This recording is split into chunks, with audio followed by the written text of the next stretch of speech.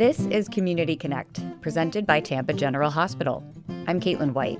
Joining me today are Dr. Jose Lopez, the co-director of the TGH Parathyroid and Thyroid Institute at Tampa General Hospital, and Dr. Douglas Politz, the co-founder of the TGH Parathyroid and Thyroid Institute. Thank you both for joining us today in this discussion on hyperparathyroidism. Well, Dr. Lopez, I will start with you today. Could my symptoms like fatigue, aches, or brain fog be caused by hyperparathyroidism? That's a wonderful question. The first thing I want to let everybody know is that most patients actually have symptoms. You just have to ask the right questions. About 95% of our patients are symptomatic. And all the questions that you mentioned, like feeling tired, fatigue, brain fog, are all likely related to parathyroid disease and hyperparathyroidism. See, the high calcium delays the nerve impulses, and that delay, it's just a minor delay at the micro level, but those delays is what actually makes you feel tired, fatigued, foggy, because it's just a little bit longer for that nerve impulse to get to the brain and for the answer to come back. So yeah, absolutely. A lot of our patients are symptomatic, and most of those patients actually improve after surgery. Oh, wow. Well, Dr. Politz, what tests do we need to confirm whether we have hyperparathyroidism? I get this question, Caitlin. I get this question socially all the time because people find out what I do and they say, oh, well, how would I know if I have that? And it is a disease of high calcium. That's really the hallmark of this disease, is that your blood calcium level is high. It's above 10, basically, is the easiest way to remember it. But I often tell people socially, you don't need to get this checked. You probably already have.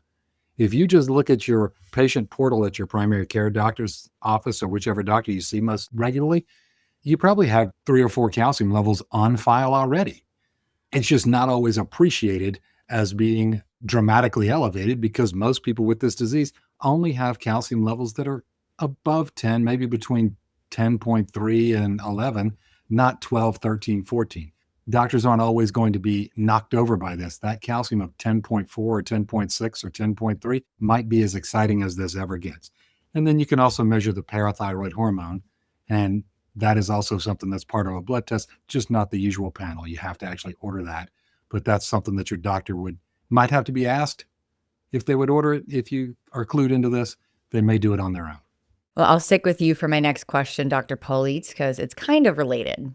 So what is causing those high calcium or abnormal lab tests, even if they're not that high? And what does that mean? Does that mean I have hyperparathyroidism, or where do we go from here?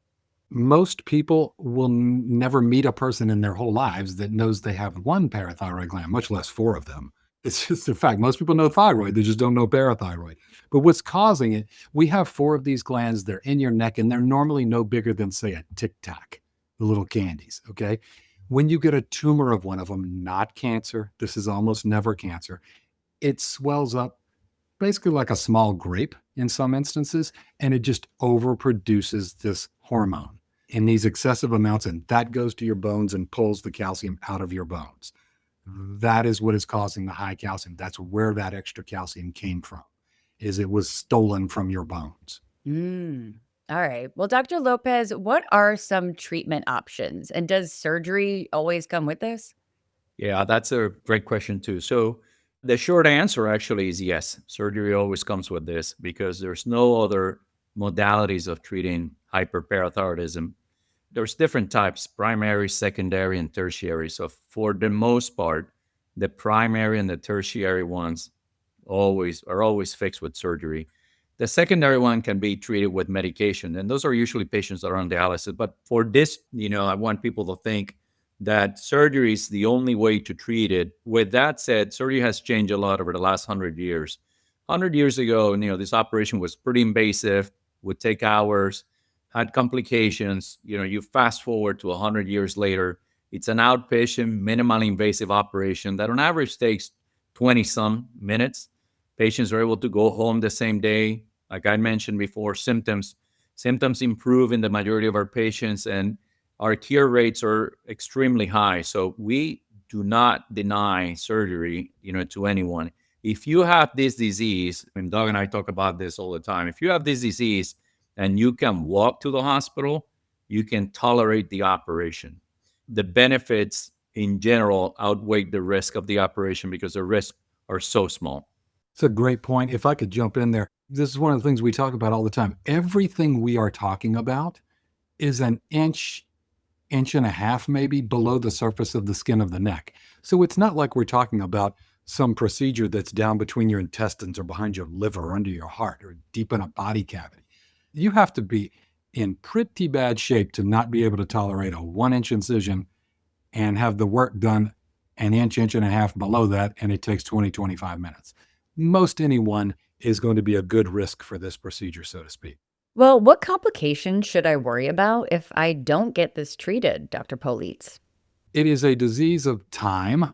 The calcium levels that are elevated, they won't necessarily cause you a problem tonight. But as I always say, it's the time, not the climb. It's how long you have this, not really how high the calcium goes. Because as we said earlier, it's probably going to just stay in that 10s range, between 10 and 11. And that over time is going to cost you bone density, leading to osteoporosis, kidney function, kidney stones, cardiovascular complications like high blood pressure, atrial fibrillation, and then brain dysfunction that Jose talked about so much earlier. Tired, forgetful, achy, depressed, crabby, insomnia, all these different things that are so easy to sort of pawn off on some other condition. Oh, well, I'm stressed out. Oh, I have fibromyalgia. Oh, I have Lyme disease. I have some other condition causing this. Well, not when your calcium is high. Those are all things that this one little tumor in your neck can cause. Wow. Well, that leads me into my next question, and I'll turn to Dr. Lopez for this one. How does hyperparathyroidism and kidney stones and bone loss, how are they all interconnected?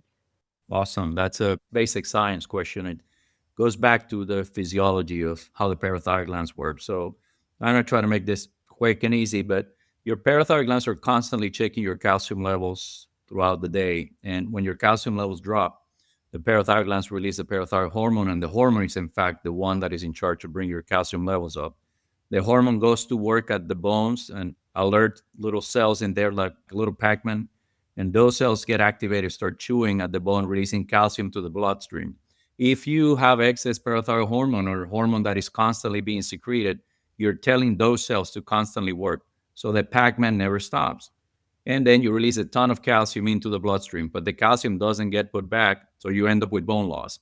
Now, that excess calcium, it's going to go somewhere, and that somewhere is the bloodstream, and it's going to get filtered by the kidney. And unlike the filter at home that we can clean out or exchange, the filter in your body doesn't have that ability. So the kidney starts accumulating a little bit calcium at a time. So you end up from having some sand to a pebble to a rock to calcification of the kidney. So essentially, that's the basic physiology of how parathyroid disease goes slowly, like Doug was saying earlier, but it's not the climb, it's the time. So the longer you have it, the longer you're exposed to it, the more likely then you're able to develop these problems long term. Gotcha. All right. And Dr. Politz, wrap it up for us today. When it comes to having high calcium, will changing my diet or calcium intake help at all? That's actually something that it's tried all the time. It's a natural reaction that, you say you go to your primary care physician and they say, oh, wait, we got your blood test back, Mrs. Jones, and it looks like your calcium's a little high. Let's cut back on any calcium supplements. Don't go crazy drinking the milk or having cheese pizza or whatever it is. And let's get you off vitamin D. And then let's repeat this down the road and see if that has corrected it. If you have this condition, it won't change anything. You remember, the condition is a tumor that won't stop making excess parathyroid hormone. So you can try those things. And if that makes it normal again, your calcium level again, it probably is only temporary if this is what's behind it. Normally functioning parathyroid glands, to kind of put it all together, will sort out this sort of endocrine ballet between your bones, your kidneys, and your intestines to sort out all that extra calcium and put it where it's supposed to go. Whatever needs to go out of the urine goes out of the urine. Whatever needs to go into your bones will go into your bones under normal function. But when you get this hijack of the system by a little tumor, well, then all that goes out the window, and that's how you end up with the aberration that we have described here for the last few minutes. Just to add something really quick to that, because I want people to take this home with them. And That was a great explanation, Doug. But one of the things that happens, and we see it a lot, is patients end up doing those things, right? Trying to manipulate the calcium. And then the next time they check their calcium levels, they're normal. And they think, well, I don't have parathyroid disease. I'm fixed. And I don't have this disease anymore because they manipulated their diet. What they actually need to do is to go ahead and get their calcium levels checked again. Our body has an amazing ability to get rid of calcium. You're going to urinate it, we're going to sweat it out. But if you have parathyroid disease and you check your calcium levels again, more than likely, if you do have parathyroid disease, they're going to be elevated, even if you try to change your diet. That was Dr. Jose Lopez and Dr. Douglas Politz. For more information, please visit tgh.org/parathyroid. If you enjoyed this episode, please share it on your social channels and check out our other episodes. I'm Caitlin White, and this is Community Connect, presented by Tampa General Hospital. Thanks for listening.